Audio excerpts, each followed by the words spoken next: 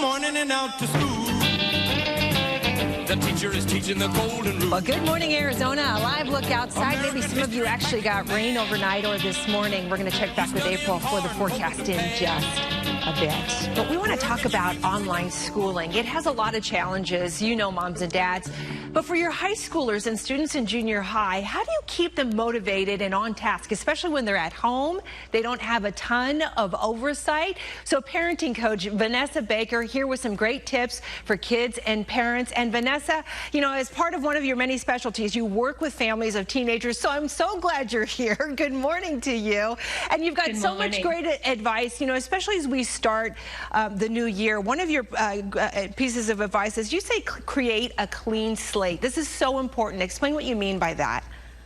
Well, I mean, we all like to be able to have a clean slate, that's for sure, with whatever is going on in our lives.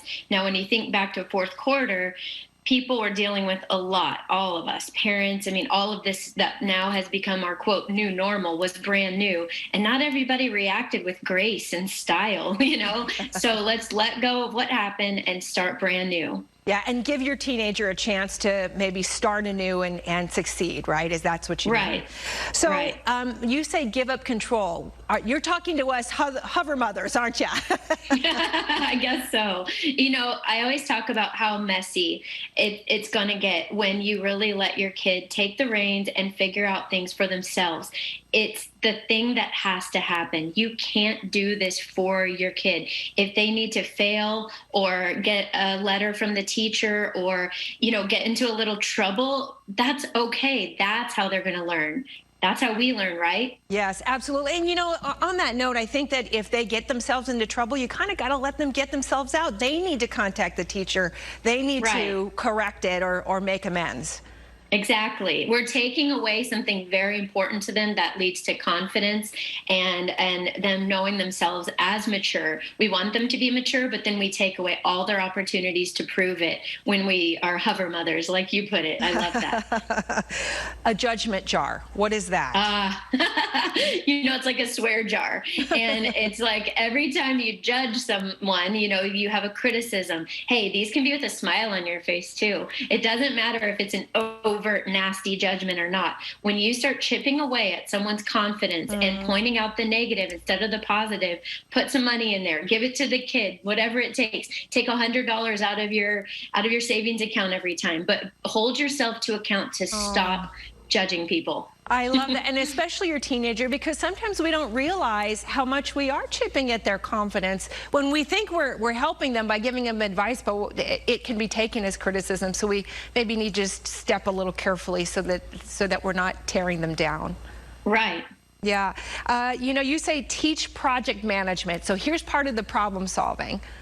Right. Yeah. So this is what people usually want more than they want to talk about the mindset stuff and the belief stuff and the treating people the way you want to be treated stuff that I really like to talk about more. So here's the more concrete stuff, which is like second step after the mindset gets right. Okay. So I just want to put that first things first is mindset and your attitude toward your child. Second thing is, break it down into baby steps. Show them how this thing could take 2 hours, but if you really look at it, there are a lot of 5 or 10 minute parts of this that you can break down into, you know, snack size bites and make it less intimidating. You know, and on that note, you recommend something called the Pomodoro method, which basically says work for 25 minutes, take a break for 5 minutes, and be intentional about that.